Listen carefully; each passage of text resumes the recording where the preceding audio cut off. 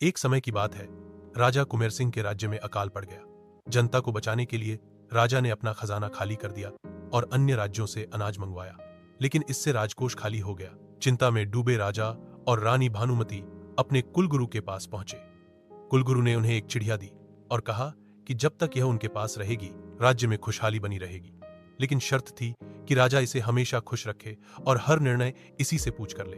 राजा ने चिड़िया को राजमहल में रखा और निर्णय उसी की सलाह से लेने लगा। धीरे धीरे राज्य फिर से समृद्ध हो गया, लेकिन राजा के मन में भय उत्पन्न हुआ कि कहीं कोई चिड़िया को छीन न ले। इस डर से उसने चिड़िया को पिंजरे में कैद कर दिया और किसी को उसके पास आने नहीं दिया। धीरे धीरे चिड़िया उदास हो गई और उसने खाना भी छोड़ दिया।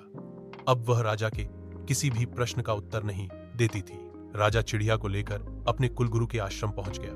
कुलगुरु ने कहा, राजन, इस नन्ही सी जान ने तुम्हारे राज्य को समृद्ध बना दिया और तुमने इसे कैदियों की तरह पिंजरे में कैद कर दिया, इसकी आजादी छीन ली। राजा ने कहा, लेकिन महाराज, मैं इसे शत्रुओं से बचाना चाह रहा था। कुलगुरु, नहीं राजन, तुम इसे खोने से डर रहे थे क्योंकि तुम अब सही निर्णय लेने के काबिल नहीं रहे। राजा को बात समझ में आ जाती है। वह कहता है, गुरुजी, मुझे अपनी भूल का एहसास है। मैं अब किसी चिड़िया की मदद से राजपाट नहीं चलाऊंगा। अब मैं खुद निर्णय लूंगा। यह कहकर वह वापस आकर अपने राज्य की देखभाल करने लगा।